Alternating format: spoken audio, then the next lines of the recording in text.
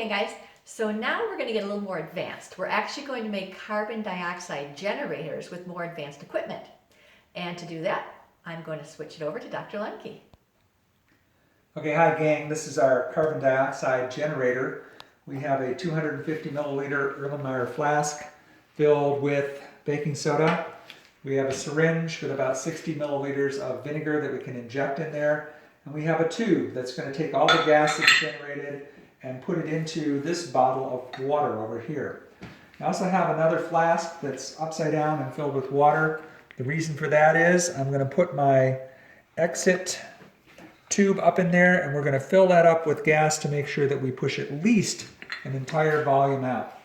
So here we go. I'm going to start slowly injecting CO2. You can see the bubbles are being made there and the bubbles are coming out here. So the water is being displaced out of the 250 milliliter flask that's upside down. And as soon as that's completely evacuated, we're going to change over our experiment. So I should see bubbles coming out of there very soon. There they are. So that's full of CO2. Well, it's full of some sort of gas right now. Do you want me to pause for a second? Pause for a sec.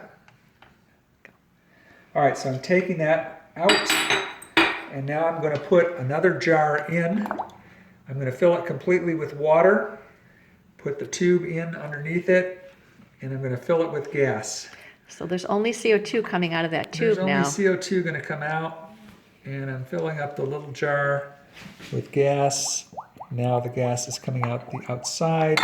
Dr. Lemke is collecting CO2 in that little collecting jar. It's full of CO2, and what I'm going to do is cap it underwater, which is upside down underwater, so none of the CO2 escapes. If you guys were to do this experiment, it is the hardest part of the experiment to cap it upside down. Okay, let's pause there. Oh, wait, it's look, it's still going. We have to. Okay, now I've collected 2 jars full of carbon dioxide, and what we're going to do is test them in the same way we did with air. Let me start by lighting a match. Now after I open this up, watch what happens as I put the match into the jar.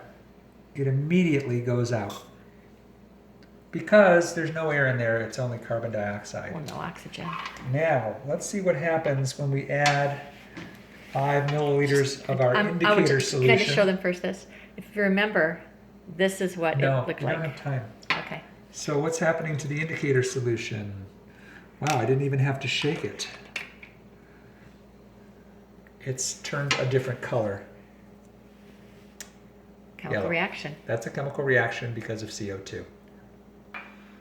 All right, we're going to do one more experiment here. I have filled another one of these flasks up with carbon dioxide, which is actually denser than air.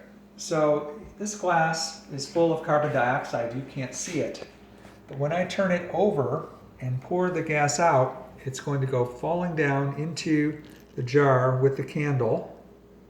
And what happens to the candle?